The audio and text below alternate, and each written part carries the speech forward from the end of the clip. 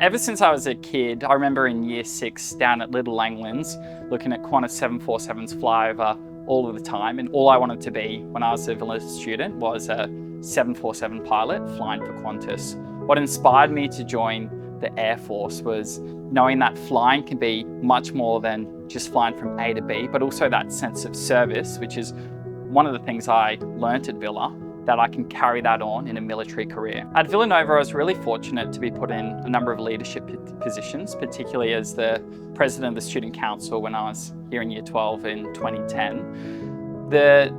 leadership skills that I learnt then has really transferred across to the Air Force, being an officer in the Air Force, but also being in those leadership positions made me realise that you have to work hard to get results, and I've certainly worked hard throughout my military career to get to fly in a Super Hornet in the Royal Australian Air Force. The most challenging but also the most rewarding experience is going through pilot's course and finally getting through about 4 years of flight training to be able to be qualified to fly a Super Hornet.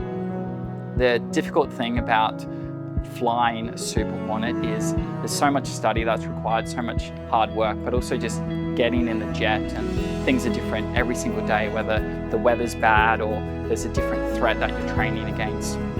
So it was a very difficult course. It was a very long course, and there's a lot of sacrifices that I had to make to be able to